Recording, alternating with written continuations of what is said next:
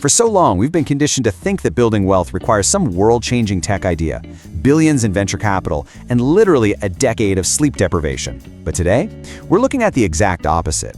We're going to explore the quiet, sleep-at-night wealth generated by beautifully, incredibly boring businesses. We're talking about those unglamorous cash flow machines, things like laundromats, portable toilets, and self-storage that are quietly building massive empires while everyone else is out there chasing the next shiny app. Here is a brutal reality check for you. There's a catastrophic 90% failure rate for flashy startups over the long run. Even if you look at first-time founders, only 18% actually pull it off. Startups will spend years, not to mention millions of dollars, just trying to figure out if people even want what they're building in the first place. Now contrast that against the reliable, cash-flowing reality of everyday operators running established, essential businesses. These boring businesses don't have to go out and invent a brand new market. They are tapping right into non-discretionary, fundamental human needs. And that translates to high margin stability from literally day one. You know, the media absolutely loves to put these brash, swashbuckling tech moguls on a pedestal. But real American success stories? They look a lot more like Randy Shaler, the CEO of Zezwitz Music, which is a musical instrument rental company, or Jen Brous, the CEO of Systems Design, providing invoice processing for ambulance operators. These are the anonymous, everyday entrepreneurs who make up the absolute backbone of our economy. You really don't need to be Elon Musk to win at this game. True entrepreneurship is simply finding an opportunity and building a durable, profitable enterprise around it. And this totally bleeds into your actual day-to-day life. I honestly love this comparison. On one side, you've got the flashy startup life. You're grinding out 80-plus hour weeks, trying to build the future, living off ramen, constantly stressing about your next funding round, and pivoting your entire business model every 6 months. It's just an exhausting ego chase. Now look at the alternative, the boring business life. You're dealing with predictable income, steady growth, and get this, you actually get your weekends off.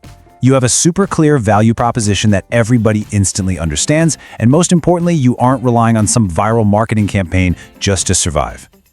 So you might be wondering, how exactly do these unglamorous businesses pull off that kind of stability? Well, it all boils down to their financial foundation, specifically the debt service coverage ratio, or DSCR. Now, please do not let the accounting jargon fool you here. This isn't just dry math. Your DSCR is basically your business's financial armor. It's the undeniable proof that your company reliably generates enough cash to easily cover its debts, with plenty of room left over.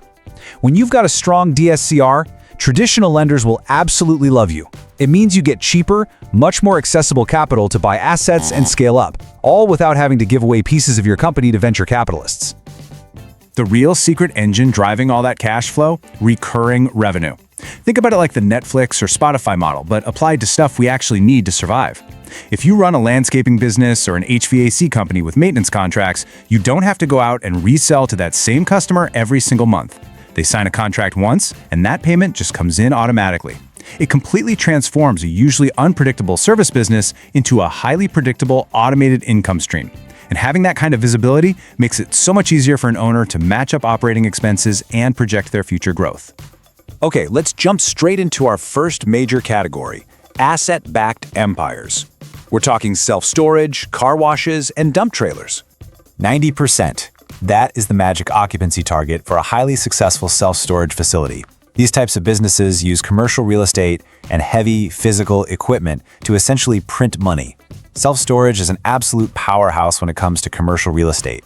It generates highly stable, recurring revenue with almost zero tenant interaction. By using automated gate access and online leasing, you can run a massive facility with barely any staff on site. Combine those rock-bottom operating expenses with aggressive property tax appeals, and you've got a highly automated real estate play that just quietly builds immense wealth as the property appreciates. And hey, speaking of hyper-efficient real estate, self-serve car washes routinely pull in gross margins of 65% or even higher. Why is that? Because a self-serve car wash is basically just a giant high-margin vending machine for soap and water that happens to sit on an appreciating piece of land. Your main cost of goods sold is just cheap utilities. The entire name of the game here is uptime. You want to aim for a 99% uptime monitoring protocol score. As long as that wash bay is open and working, you're making money with basically zero labor input. Moving right along to our third asset-backed empire, dump trailer rentals. This one is wild. You buy a high-value dump trailer, And because demand from contractors and roofers is incredibly steady, and daily rental rates are so strong, you can often recover your entire initial capital expenditure in under 6 months. After that super brief recovery period, almost every single dollar of rental income, minus a little bit for minor maintenance, is pure, high-margin profit. You just protect your asset using GPS geofencing and strict liability waivers, and then you just watch the cash flow roll in. That brings us to Section 2, Unstoppable Essentials Services.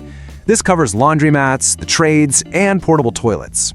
Now, these are the businesses completely insulated from economic downturns because, well, they're driven by non-discretionary human needs and strict regulatory mandates. Take laundromats, for example. The crucial thing to understand here is that it's the ultimate utility arbitrage. You don't ever have to convince people that they need clean clothes, right?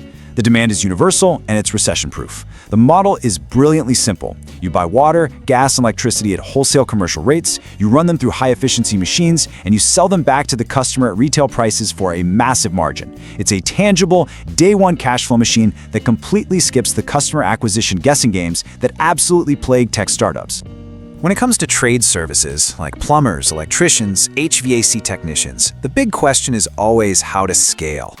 These services have really high barriers to entry just because of the licensing required. But how do you go from being just a guy in a van to running a systemized empire? You do it in steps.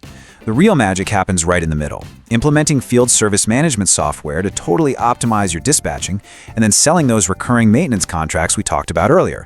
Suddenly, the business starts running independently of the owner, allowing you to command premium pricing and massive valuations.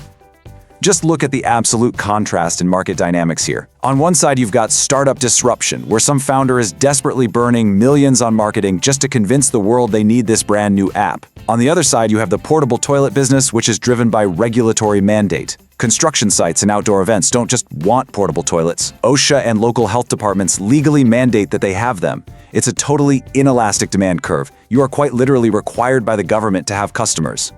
And that mandated demand creates a totally impenetrable economic moat. Because listen, it's not just dropping off a toilet in a field. It's a highly sophisticated logistics and compliance operation.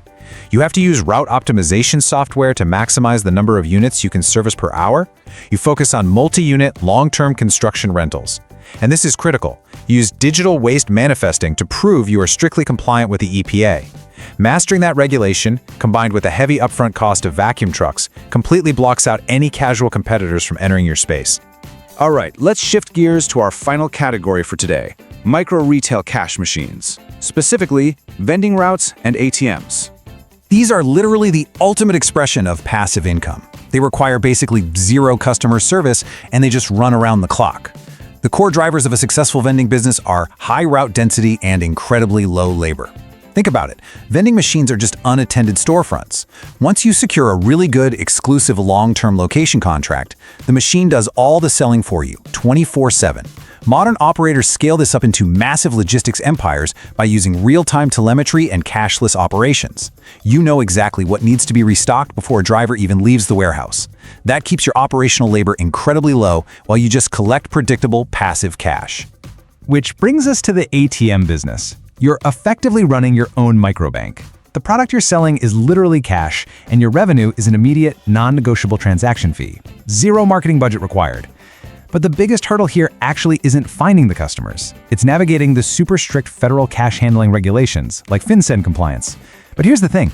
If you're willing to just sit down and do the boring work of mastering that compliance, you are rewarded with an incredibly powerful regulatory moat and instant recurring fee income.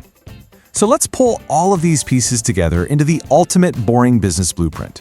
Whether we're looking at a car wash, a dump trailer, or a massive vending route, the most profitable small businesses all share the exact same DNA. They combine remarkably low overhead costs with a highly scalable delivery model. They lean really heavily into recurring revenue streams so they never have to start from zero at the beginning of the month.